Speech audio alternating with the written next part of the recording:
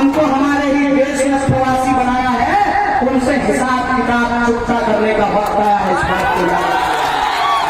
इस बात को याद रखिएगा कि हमारे बच्चों को पढ़ने के लिए बाहर जाना पड़ेगा। क्या जरूरी था हमको पीएचडी करने के लिए बाहर जाने का? यही पढ़ते हैं।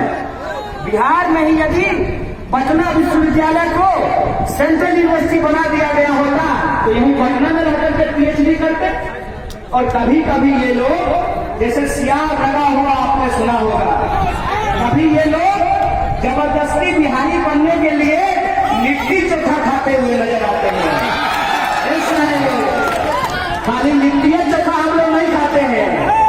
हम लोग मुजफ्फरपुर में लीची भी उगाते हैं, हाजीपुर में केला भी उगाते हैं, सासाराम में धान भी उगाते हैं, बेगूसराय में मक्का भी उगाते हैं, और ये चंपारण की धरती है, यहाँ गन्ना भी उगाते हैं। आपको क्या लगता है कि बिहार में टीवी सीरियल चल रहा है? टीवी सीरियल नहीं चल रहा है। बिहार के 12 करोड़ लोगों के मुस्तकबिल का सवाल है, उनके भविष्य का सवाल है। इसीलिए ये गठबंधन हमने सिर्फ कुछ सीट जीत जाने के लिए नहीं बनाया है। ये गठबंधन हमारी अपनी व्यक्तिगत महत्वाकांक्षा के लिए नहीं है। यह गठबंधन हमने ईगो के आधार पर नहीं, अवसरवादिता के आधार पर नहीं, बल्कि इस आधार पर बनाया है कि बहुत हो गया जनता से ठगना, अब जनता को ठगने नहीं देंगे। बिहार के युवाओं ने ठाना है, नया बिहार बनाना है। हम आपसे पूछना चाहते हैं कि क्या गड़बड़ी है हमारी भाई? कोटा में पढ़ने वाला बिहारी, पढ़ाने वाला बिहारी, तो मोतिहारी में कोचिंग नहीं खुलेगा जी? क्या जरूरी है? जमीन बेच करके, जमीन को शुद्ध भरना लगा करके, बैंक से लोन लेकर के बच्चा को पढ़ने के लिए भेजते हैं कोटा। बच्चा करता है 3 साल तैयारी, खाता है खिचड़ी, ऐसे लगता है जैसे परमानेंट जर्नीस का बीमारी हो गया। आंख खोल करके हम लोग पढ़ाई करते हैं, फिर मोटी कमाई लेकर के इंजीनियरिंग करते हैं, और इंजीनियरिंग करने के बाद आप कहते हैं पकौड़ा करिए। मोदी जी, आपको ना आलू प्याज का भाव नहीं मालूम है।